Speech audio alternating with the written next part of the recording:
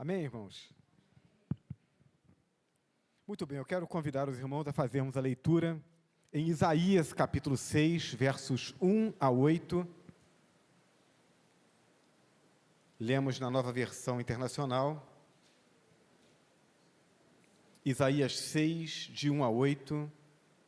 O texto fala sobre a visão que Isaías tem de Deus e a transformação que essa visão opera em sua vida.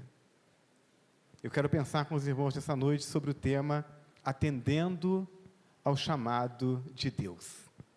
O texto nos diz assim, Isaías 6, de 1 a 8. No ano em que o rei Uzias morreu, eu vi o Senhor assentado num trono alto e exaltado, e a aba da sua veste enchia o templo. Acima dele estavam serafins, cada um deles tinha 6 asas, com 2 cobriam o rosto, com 2 cobriam os pés, e com 2 voavam. E proclamavam uns aos outros: Santo, Santo, Santo é o Senhor dos exércitos, a terra inteira está cheia da sua glória.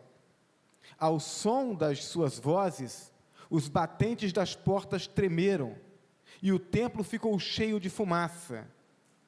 Então gritei: ai de mim, estou perdido, pois sou um homem de lábios impuros, e vivo no meio de um povo de lábios impuros, e os meus olhos viram o Rei, o Senhor dos exércitos.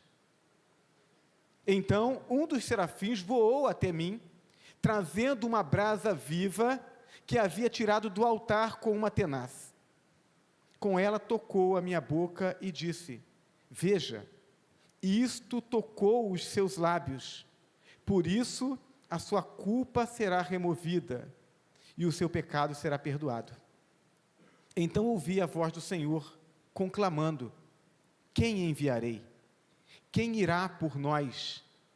E eu respondi: eis-me aqui, envia-me. Que Deus abençoe a leitura da sua palavra. Amém? Vamos orar mais uma vez? Senhor Deus e Pai que está nos céus, tudo aquilo que nós realizamos nesse culto até esse momento, tem como objetivo expressar a nossa fé no Senhor, a nossa alegria e gratidão por aquilo que o Senhor tem feito por nós, e o nosso compromisso de levarmos a Tua palavra adiante, de promovermos o Teu reino, de levarmos a Tua salvação àqueles que ainda não ouviram da Tua palavra. Então esse é o desejo nosso, Senhor, mas é a expressão da nossa fé, do nosso culto, é aquilo que humanamente, ainda que desejosos de estarmos sendo conduzidos pelo Teu Espírito, mas é aquilo que humanamente nós conseguimos fazer.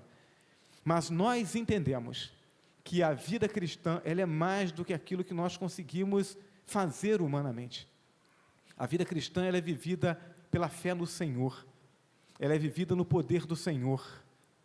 Então, por isso nós te pedimos agora, quando vamos examinar esse texto da Tua palavra, que o Senhor aplique essa palavra aos nossos corações, e que o Teu Espírito que habita em nós nos conduza a esse entendimento mais profundo, a essa dependência maior do Senhor, a esse compromisso maior com a Tua vontade para as nossas vidas, para que então, ó Deus eterno, o sobrenatural conduza a nossa vida, que possamos viver acima daquilo que é normal, acima daquilo que é natural, tanto nas nossas expectativas, quanto nas nossas realizações, para a glória do Teu nome, para que o mundo ao nosso redor olhe para as nossas vidas, olhe para a vida da Tua igreja, e reconheça que há um Deus que é Senhor, um Deus que está sobre as nossas vidas, um Deus que cuida de nós, um Deus que realiza a sua obra através de nós, e um Deus que através da Tua igreja, estende a Tua mão salvadora. Então fala ao nosso coração, Senhor Deus, para que nós possamos entender o Teu chamado e respondermos positivamente ao Teu chamado para as nossas vidas. Em nome de Jesus nós oramos. Amém. Atendendo ao chamado de Deus. A narrativa que nós acabamos de ler, vivida por Isaías, ela inicia citando a morte do rei Uzias. E eu creio que a gente já tenha falado outras vezes, né, sobre essa figura importante que foi Uzias à frente do povo de Israel, porque Uzias ele reinou por cerca de 50 anos à frente daquela nação. E embora ele não fosse aquele exemplo de rei, no sentido de levar o povo a temer a Deus e a fazer a vontade de Deus, Uzias, ele não tinha esse comprometimento, ele tinha algumas condutas que eram contrárias à vontade de Deus, errou o caminho, mas Uzias era um bom administrador. E o seu reinado coincidiu exatamente com um período em que a grande potência daquela época, que era o Império Assírio, ele havia passado por um período de enfraquecimento, e então era um tempo em que os povos, as nações menores, como Israel, estavam vivendo em paz, sem aquela expectativa de guerrear ou de sofrer esse domínio desse grande império. Então, nesse período, a nação de Israel, ela prospera, mas prospera financeiramente, prospera em termos de paz e de realizações, mas vive distante de Deus, distante dos propósitos de Deus. A nação de Israel já havia há muito se corrompido, se distanciado dos propósitos de Deus e se assemelhava naquele tempo muito mais às nações pagãs do que propriamente aquilo que Deus havia planejado para a nação de Israel. Mas havia uma sensação de paz, né? Está tudo bem. Então, as pessoas tinham essa falsa sensação de segurança, tinha uma religiosidade que se manifestava através dos cultos, as pessoas iam ao templo, as pessoas apresentavam seus sacrifícios, faziam as suas orações, mas o coração delas estava distante de Deus. Eram desonestos e eram imorais, mas acreditavam que estava tudo bem. Era aquela ideia de que, bom, cada nação tem o seu Deus, nós temos o nosso, mas os outros deuses também podem fazer alguma coisa, então viviam essa promiscuidade espiritual. Mas, aparentemente, está tudo bem. Então vamos ao culto, vamos apresentar os sacrifícios, mas o coração longe de Deus. Era essa a realidade do povo. A morte do rei Uzias aconteceu exatamente no período em que o Império Assírio volta a se fortalecer, e aí começa novamente aquela ação de dominar as nações menores. E aí a nação de Israel experimenta esse momento de insegurança. O rei que havia trazido segurança através de uma boa administração havia morrido. A grande nação, o grande Império Assírio, que aparentemente estava quieto lá, agora começa a avançar novamente sobre as nações menores. Há insegurança, há instabilidade econômica e há rumores de guerra. Então, é nesse contexto, nesse momento de insegurança econômica, medo das guerras, que Isaías vai ao templo. Ele não ia antes? Certamente ia. Certamente ele fazia aquilo com frequência, mas nesse momento, Isaías vai ao templo, não mais apenas para cumprir um ritual religioso. Isaías vai ao templo buscando ao Senhor, o seu coração está temendo, ele entende naquele momento que precisava de mais do que apenas um ritual, ele precisava da ação de Deus sobre a vida dele e sobre a vida da nação. Então, vai buscar a Deus. E porque Isaías buscou a Deus, então Deus se revelou a ele e o chamou para a sua obra. Com muita facilidade, meus irmãos, nós nos acomodamos a rituais que envolvem o culto. É muito fácil a gente fazer isso. É muito fácil a gente se acostumar com aquele horário das 9 da manhã, em que a gente vem para o lugar de culto e de reunião, e a gente participa da escola bíblica, e a gente participa do culto. É muito fácil a gente se acostumar com o culto da noite, né? É um evento. A gente vem, a gente canta, a gente ouve, a gente encontra com os irmãos, né? Depois que termina o culto, a gente ainda vai lá, faz uma visitazinha ali na cantina, come alguma coisa junto, bate um papo, é gostoso, e é muito fácil a gente se acostumar com isso.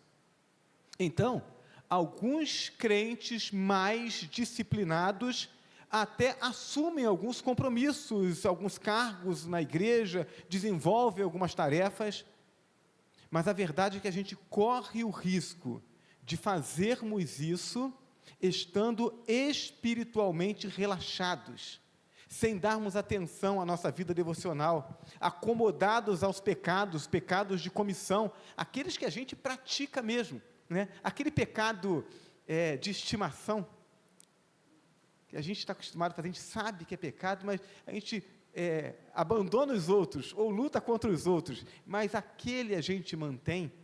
Ou então os pecados de omissão, não é aquilo que a gente sabe que deveria estar fazendo, sabe que Deus quer que a gente faça, a gente abre a Bíblia e Deus fala, a gente vem na escola bíblica e o professor fala, a gente participa do culto e o pastor prega, a gente conversa com o irmão no encontro informal e o irmão fala sobre aquilo, e a gente sabe que tem que fazer, mas a gente não faz, é a omissão, ignorando completamente a grande comissão que nos foi confiada pelo Senhor Jesus Cristo, de fazermos discípulos de todas as nações, a partir de nós, daqueles que estão perto de nós. Essa semana eu falei com a minha esposa que eu preciso conversar com as nossas vizinhas, porque nós temos 2 vizinhas, eu acredito pelo relacionamento que eu vejo entre elas, que sejam ou irmãs ou pelo menos parentes. Eu acho que são irmãs porque se parecem fisicamente. Eu as cumprimento, mas não sei o nome delas, mas eu já estou orando por elas, porque eu quero evangelizá-las, eu quero discipulá-las. Já comecei a orar, vou lá para perguntar o nome delas e dizer para elas que estou orando.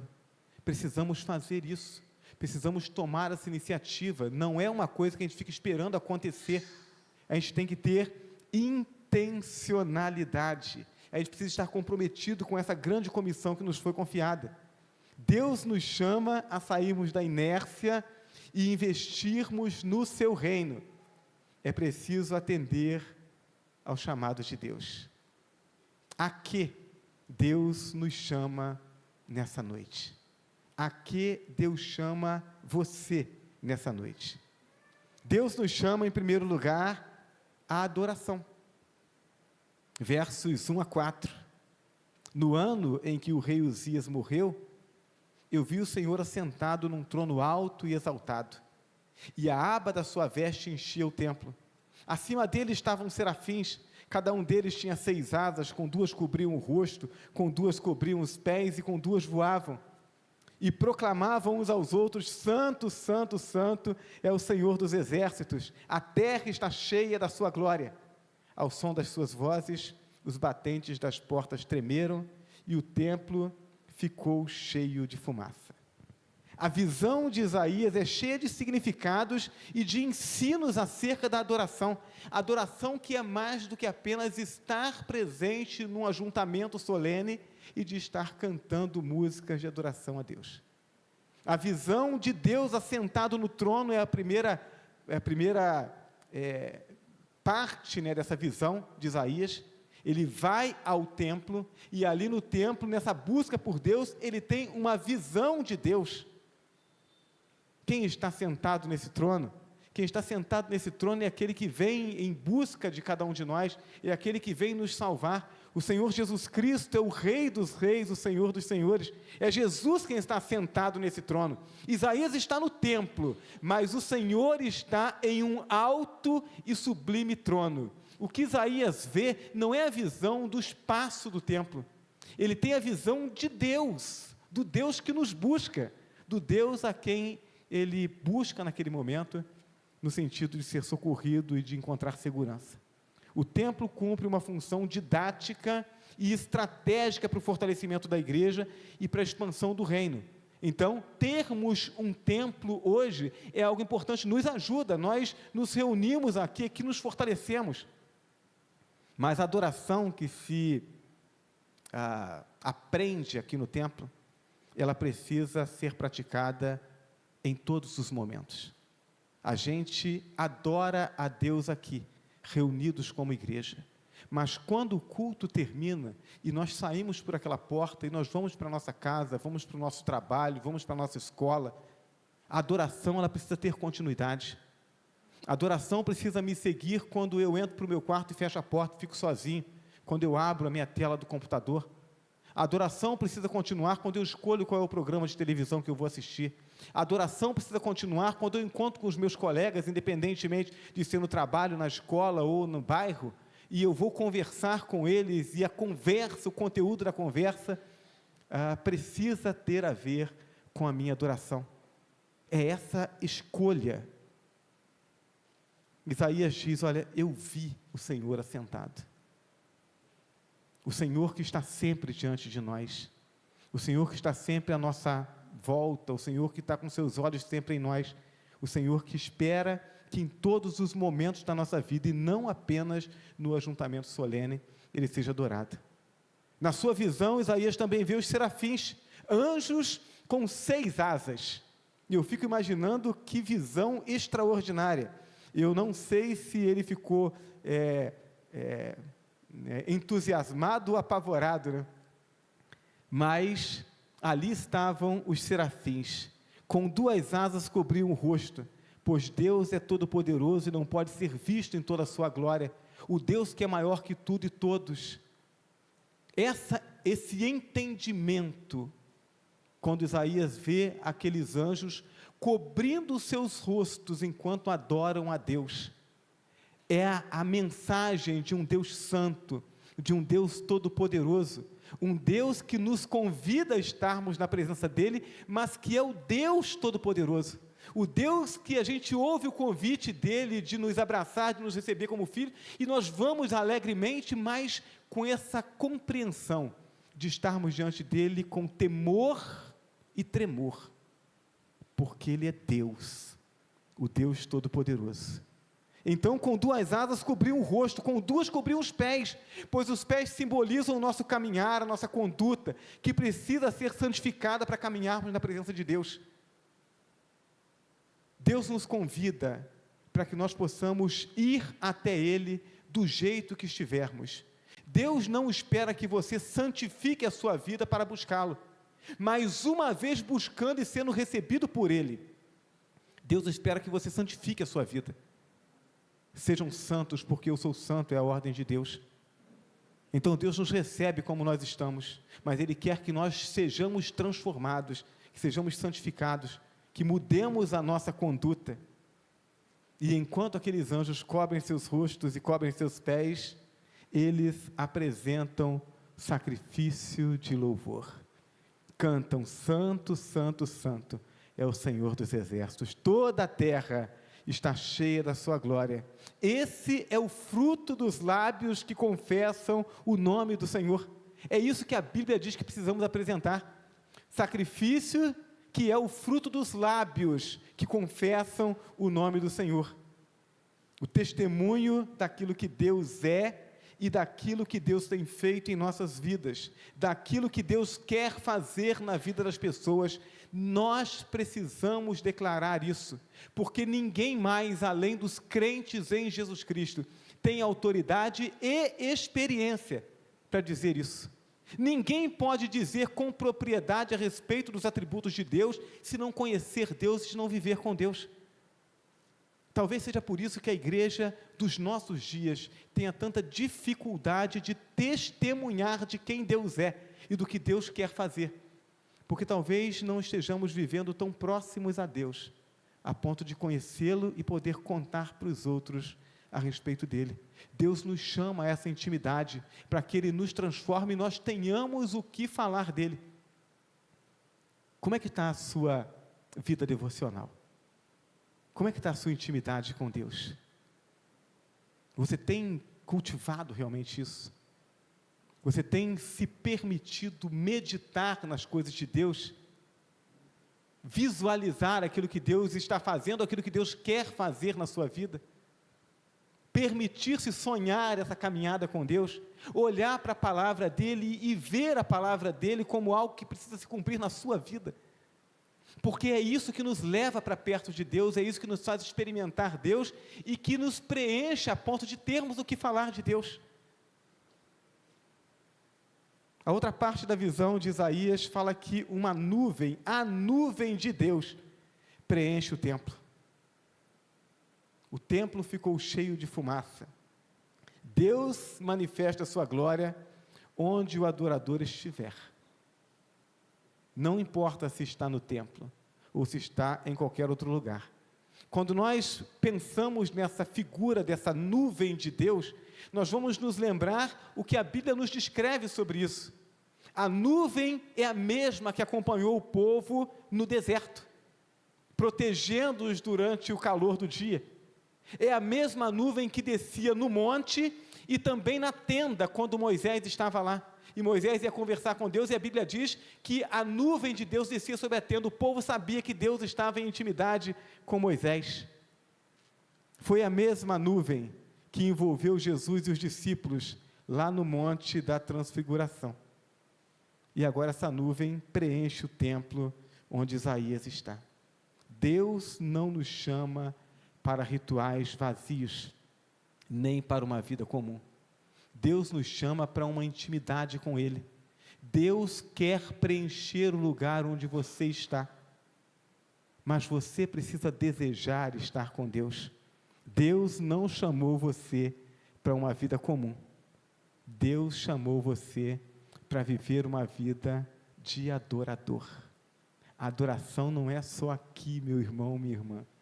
A adoração precisa nos seguir onde quer que nós estivermos. Quando perguntaram para Jesus qual era o primeiro grande mandamento, lá em Mateus 22, 37, ele disse: amarás o Senhor teu Deus de todo o teu coração, de toda a tua alma, de toda a tua força, de todo o teu entendimento. Amar a Deus sobre todas as coisas, amar a Deus ao extremo, amar a Deus mais do que tudo e do que todos, isso é adoração. Amar a Deus a ponto de dizer não ao pecado, não ao convite, a um prazer ou a um benefício na contramão da vontade de Deus. Dizer não para o meu ego corrompido e dizer sim para Deus é adoração. Escolher fazer a vontade de Deus, investir nos empreendimentos de Deus, consagrar a vida para fazer a vontade de Deus, isso é adoração. Não é só cantar, não é só erguer a mão e fechar os olhos, é buscar entender qual é a vontade de Deus. Eu tenho perguntado isso para Deus: Senhor, eu sei que eu tenho que cantar, eu sei que eu tenho que adorar, eu sei que eu tenho que orar, eu sei que eu tenho que pregar na igreja, eu sei que eu tenho que discipular, eu sei que eu tenho que fazer um monte de coisa, mas o que é exatamente que o Senhor quer de mim ao me trazer para essa cidade, para essa igreja? O que é exatamente que o Senhor espera da minha vida? Porque adoração é isso, é eu me comprometer com aquilo que Deus quer da minha vida. O que Deus espera da sua vida? Na igreja, na sua família, no lugar onde você trabalha, com as pessoas com quem você convive. O que é que Deus espera de você, no seu relacionamento conjugal, no seu namoro, na sua relação com seus filhos? O que é que Deus espera de você? Fazer a vontade de Deus é adoração. Deus nos chama para adorá-lo. Deus também nos chama para a santificação. Versos 5 a 7, o texto diz assim: quando Isaías tem aquela visão, e ele entende aonde ele está e diante de quem ele está, o texto diz, verso 5, então gritei: ai de mim, estou perdido, pois sou um homem de lábios impuros e vivo no meio de um povo de lábios impuros. Os meus olhos viram o Rei, o Senhor dos exércitos. Então um dos serafins voou até mim, trazendo uma brasa viva que havia tirado do altar com uma tenaz. Com ela tocou a minha boca e disse: veja, isso tocou os seus lábios, por isso a sua culpa será removida e o seu pecado será perdoado. Duas coisas chamam a minha atenção nessa narrativa. A primeira é a consciência de pecado que preenche o coração de Isaías quando ele percebe que está na presença de Deus.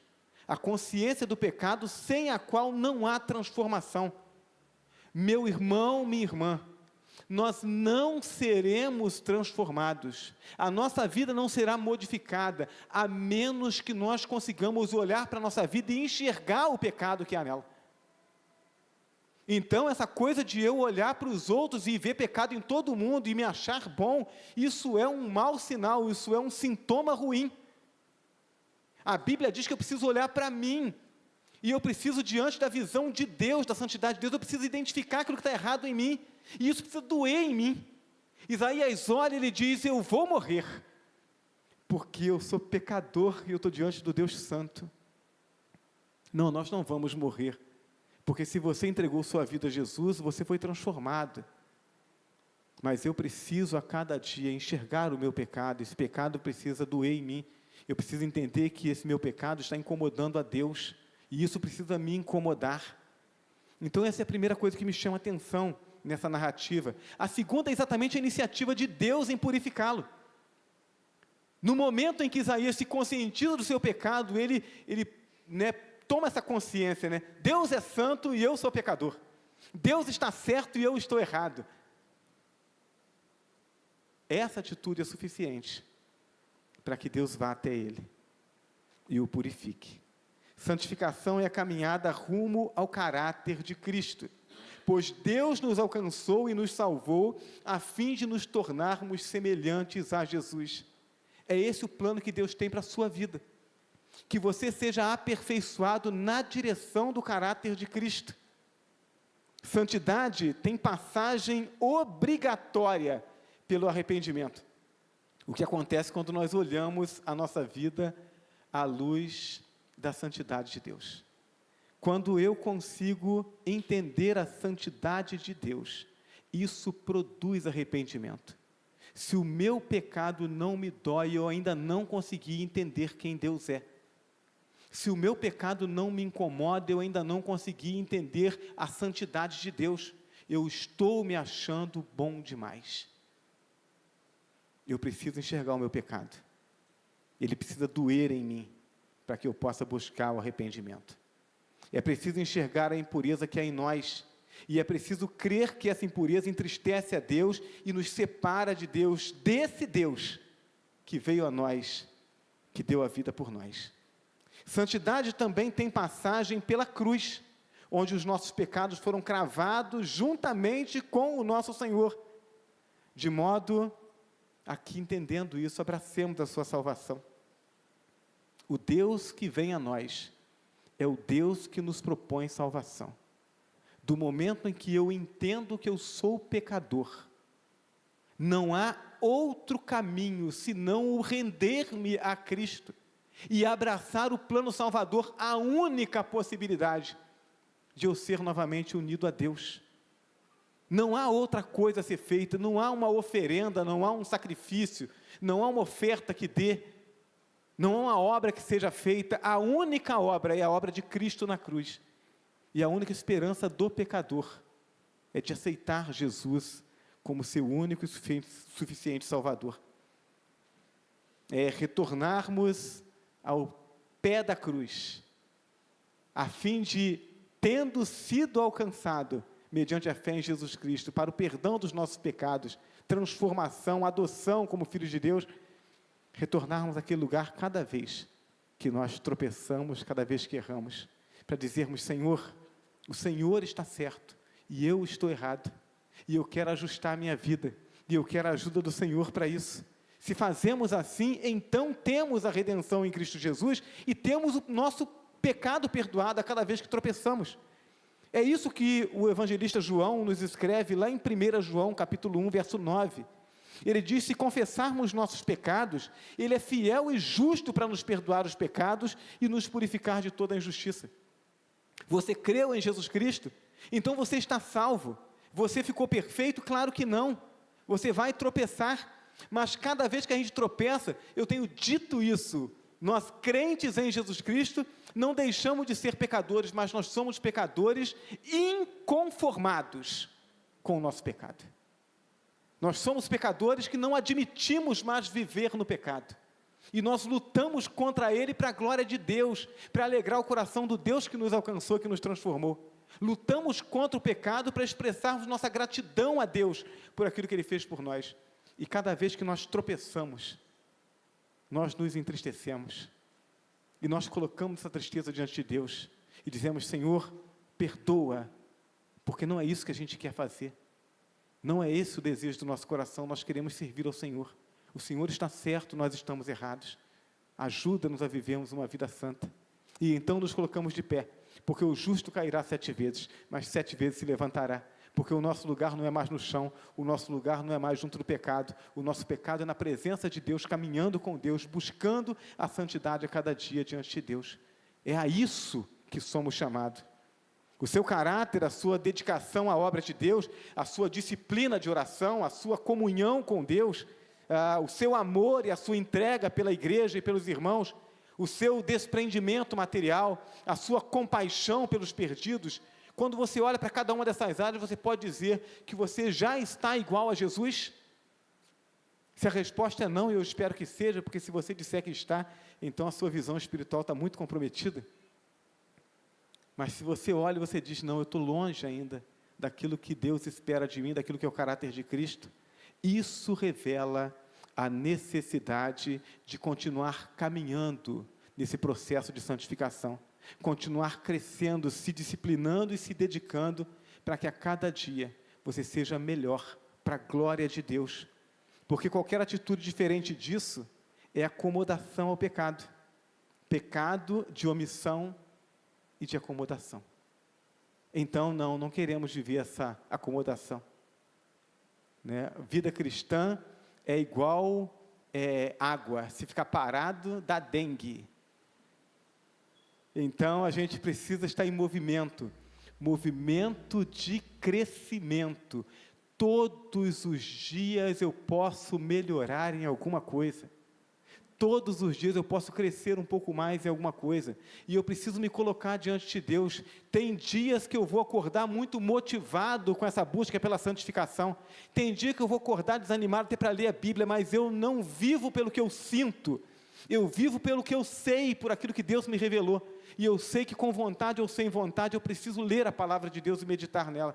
Com vontade ou sem vontade eu preciso orar a Deus. E aí o dia que eu não estou com vontade de orar, eu digo, Senhor, eu estou aqui, olha, eu não estou com a menor vontade de estar aqui, mas eu estou aqui porque eu sei que eu preciso do Senhor, e isso é oração. A gente precisa entender isso, meus irmãos. Vida cristã não tem a ver com a satisfação da minha vontade, dos meus desejos. Tem a ver com uma necessidade que eu tenho de Deus, necessidade de fazer a vontade de Deus, de viver a vontade de Deus, de viver com Deus. Deus nos chama para essa santificação. Em terceiro e último lugar, Deus nos chama à prontidão. Verso 8, então ouvi a voz do Senhor, conclamando, quem enviarei? Quem irá por nós?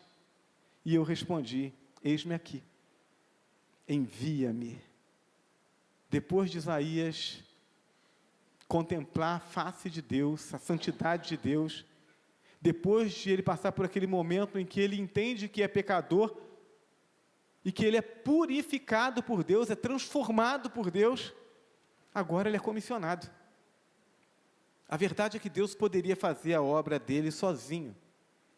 Ele poderia enviar os anjos a proclamar a salvação, mas isso não teria um impacto. Não é verdade? Quando alguém como eu, alguém que é falho, que é limitado, que é pecador como eu, chega para mim e diz, olha, eu ouvi do Evangelho, eu abri o meu coração, Deus entrou na minha vida, e Ele mudou os meus sentimentos, mudou as minhas expectativas, encheu o meu coração de esperança e de fé. Quando alguém como eu faz ou apresenta um testemunho como esse, isso produz no meu coração uma esperança. Se há esperança para ele, também há para mim. A proposta de Deus é essa, a de que pecadores arrependidos e transformados por Deus testemunhem do cuidado de Deus, do amor de Deus, para que outros pecadores também acreditem que possam ser salvos. Então esse é o plano de Deus.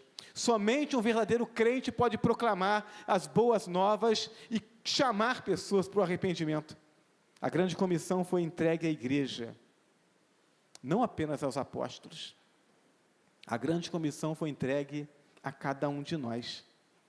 Alguns argumentam assim: olha, pastor, eu não consigo discipular, eu não evangelizo, porque eu não estou preparado, né? Os apóstolos passaram 3 anos de um curso intenso com Jesus, eles estavam preparados para fazer isso, eu não. Mas veja, quando alguém faz uma afirmação como essa pessoa ignora que os apóstolos foram preparados não apenas para evangelizar, mas para construir as bases doutrinárias da igreja. É por isso que a igreja é fundamentada sob a doutrina dos apóstolos. Eles foram escolhidos e preparados para poder organizar essa base doutrinária da igreja. Mas quando nós olhamos para a palavra de Deus, nós encontramos, por exemplo, André. André acaba de encontrar Jesus. André não tem conhecimento nenhum, não houve tempo de aprender muita coisa de Jesus. Mas André corre e vai chamar o seu irmão para levá-lo até Jesus. Então eu não preciso ter muito conhecimento para poder levar alguém até Jesus. Quando nós olhamos a descrição da história da mulher samaritana, que ela se encontra com Jesus, e naqueles breves momentos de conversa, Jesus impacta de tal maneira a vida dela, ela sai dali e volta para a cidade onde ela era mal vista pelo seu comportamento, e ela dá um testemunho tão impactante que ela leva a cidade na direção de Jesus. Aquela mulher não teve tempo de ter muito conhecimento, mas ela teve um encontro com Jesus, e aquilo foi suficiente para que ela compartilhasse o que Jesus tinha feito na vida dela. Deus nos chama para proclamarmos sua salvação e cuidarmos daqueles que entregam a vida a Jesus. Quem Ele chama para fazer isso? Ele chama a mim e a você. Você que tem 20, 30 anos de vida cristã, você que foi batizado há alguns dias, você que aceitou a Jesus ontem, você é chamado para testemunhar do amor de Deus e para cuidar de pessoas que disserem sim a Jesus. Trouxe esse folheto para poder lembrar os irmãos, né? Os irmãos se lembram desse folheto, né? Nós utilizamos no ano passado, numa ação missionária lá em Igrejinha. Essa semana eu tive a oportunidade de apresentar para um casal o plano de salvação através desse folheto. Por que é que eu faço questão de usar esse folheto? Eu poderia pegar, abrir a Bíblia e poderia versar sobre diversos textos diferentes, poderia falar sobre conceitos teológicos. Por que eu faço questão de utilizar esse folheto? Eu faço questão de utilizar esse folheto porque esse folheto pode ser usado por você. Você pode abrir o folheto e você apresentar aqui os 4 passos para que alguém aceite a Jesus. Qualquer um de vocês pode fazer isso. É simples. A gente usa o folheto e expõe a palavra de Deus de forma simples e objetiva. Ajuda as pessoas a entender o plano de salvação que há em Jesus Cristo. E confia no poder da palavra de Deus. Então, Deus chama você à prontidão em proclamar a sua palavra. Você pode fazer isso. Só pregando, só apresentando o plano de salvação. Pastor, mas é só isso? É só isso. Porque não é a minha argumentação teológica ou filosófica que vai transformar corações. Quem transforma o coração é o Espírito Santo de Deus. E Ele faz isso a partir de uma exposição clara, que dê às pessoas uma oportunidade válida de salvação, em que ela ouça e ela entenda quem Deus é, quem ela é enquanto pecador, o quanto ela está separada de Deus e o quanto isso é arriscado, se ela continuar nessa condição. Entender que a mão de Deus está estendida através de Jesus Cristo para salvar, e que ela só precisa reconhecer que é pecadora, e crer que Jesus morreu por ela e que ressuscitou, e dizer: eu quero Jesus como meu Salvador. É só isso, meus irmãos. Deus não nos chamou para ficarmos discutindo pontos doutrinários. Deus não nos chamou para ganharmos discussões teológicas. Deus nos chamou para testemunhar aquilo que Ele fez na nossa vida e que quer fazer na vida dos outros. Então agora Deus olha para você e pergunta: a quem enviarei? E quem há de ir por nós? A resposta que ele espera é a mesma de Isaías: eis-me aqui, envia-me. Mas é essa a sua resposta? A resposta de dizer: Senhor, eu quero ser usado pelo Senhor, eu estou disposto a proclamar a palavra do Senhor, estou disposto inclusive a ir lá na porta do meu vizinho, da minha vizinha, e dizer: olha, eu gostaria de compartilhar a palavra de Deus com você, e correr o risco dela dizer assim: detesto o crente, e bater a porta na minha cara. Por quê? Porque correndo o risco de que isso aconteça, eu também corro o risco dela dizer: oh, louvado seja Deus, eu estava precisando realmente. Porque quando a gente ora pelas pessoas a quem a gente pretende evangelizar, a gente pede a Deus que Deus trabalhe no coração delas, antes de nós. Pastor Sam Tipt, autor do livro Coração Ardente, Fator Oração, ele diz que ninguém aceita Jesus, rende seu coração a Jesus, antes que outro alguém tenha orado por ele. Então, quando a gente ora e a gente se dispõe a pregar, a gente precisa criar a expectativa de que corações serão transformados. A história nos apresenta o testemunho de pessoas que se acomodaram a rituais religiosos e apenas passaram pela vida. Eu não quero ser uma dessas pessoas.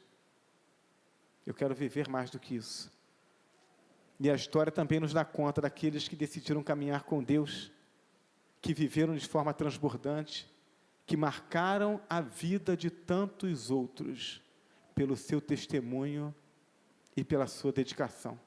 Deus nos chama para caminharmos com Ele. Deus nos chama para vivermos o sobrenatural e sermos ferramenta de salvação e de edificação de vidas. É isso o que Deus estende a nós como convite. Quando Deus estende a sua palavra de salvação, Ele está dizendo: se você crer em mim, eu vou operar o milagre na sua vida. E o primeiro milagre é esse. É o milagre quando nós rendemos o coração a Jesus, dele nos transformar de pecadores irremediavelmente condenados à perdição, em filhos, transformados, destinados ao céu, de modo que nada possa mudar essa história. Isso é um milagre. Mas a partir desse primeiro milagre, Deus quer continuar fazendo milagres em nossa vida, através da comunhão com Ele, o Eterno, através da condução do seu Espírito, e através da proclamação desse Evangelho, onde nós abrimos a boca, e o Espírito Santo toca nos corações, e transforma vidas. Meus irmãos, eu creio que Deus é vivo e atuante na vida da igreja. Então eu não posso me conformar em viver uma vida comum. Não se conforme em viver uma vida comum. Queira estar mais perto desse Deus. Queira experimentar, ouvir a voz de Deus. Queira ver a sua vida sendo usada por Deus. Deus quer fazer isso. Ele vai fazer. Ele só espera que você permita que isso aconteça. Você deseja que isso aconteça na sua vida? Amém? Então vamos fechar os nossos olhos e vamos orar ao Senhor. Ó Deus amado e bendito que está nos céus, nós queremos louvar o Teu nome, Senhor Deus, nessa noite. Vimos aqui, ó Deus, para Te prestar um culto. E o desejo do nosso coração é que tudo aquilo que nós realizamos até aqui tenha alegrado o Teu coração, Senhor. Mas muito mais do que aquilo que nós apresentamos aqui de forma visível. Ó Deus, o desejo do nosso coração é que aquilo que o Senhor encontrou dentro de nós, a atitude do nosso coração, tenha produzido alegria no Teu coração. Ajuda-nos, Senhor, a desejarmos fazer a Tua vontade. Se temos desejado pouco, ajuda-nos a desejarmos mais. Ajuda-nos a querermos estar onde o Senhor quer que estejamos, para que possamos viver aquilo que o Senhor tem preparado para nós. Ó Deus amado, Deus Todo-Poderoso, somos a Tua igreja reunida aqui, Senhor. e lemos de forma sistemática a Tua palavra, e meditamos continuamente na Tua palavra, mas nós queremos e precisamos que as Tuas promessas se cumpram em nós. Precisamos ter os nossos olhos abertos e as nossas afeições ajustadas à Tua vontade, para que possamos desejar e nos alegrar em fazer a Tua vontade. Ajuda-nos a fazermos assim, Senhor, a atendermos ao Teu chamado, estarmos onde o Senhor quer que estejamos, para que sejamos essa igreja onde vale a pena estar, essa igreja onde nos sentimos cuidados, e essa igreja onde as pessoas que estão lá fora, ao olharem para a nossa vida, reconheçam que aqui há um povo abençoado pelo Senhor, um povo que vive feliz, mesmo em lutas, vive feliz, e que por causa disso queiram estar aqui, queiram conhecer o Senhor. Ajuda-nos a sermos a igreja que o Senhor deseja que sejamos. É a oração que nós fazemos ao Senhor, e pedimos, ó Deus, que enquanto vivemos essa comunhão contigo, e esse compromisso com a Tua obra, que a Tua palavra proclamada por essa igreja alcance corações, nos cultos como esse, com as pessoas que se fazem presentes, na transmissão desse culto, para as pessoas que em casa ou em qualquer outro lugar, e até em outros horários, que possam assistir, que possam ver essa transmissão, que sejam impactados pelo poder da Tua palavra. E que ao sairmos daqui, Senhor, onde quer que estejamos, continuemos em culto, continuemos em adoração, continuemos proclamando a Tua palavra, para que então, mais do que visitantes para o culto, nós possamos trazer pessoas que renderam o coração a Jesus, que são nossos filhos na fé, para que apenas os apresentemos a essa comunidade de fé, a nossa família espiritual, Igreja Batista no Granbury. É esse o desejo do nosso coração, Senhor. Pedimos que o Senhor cumpra isso em nós, em nome de Jesus, o nosso Salvador. Amém? Louvado seja o nome do nosso Deus. Eu creio que Deus fará maravilhas através das nossas vidas,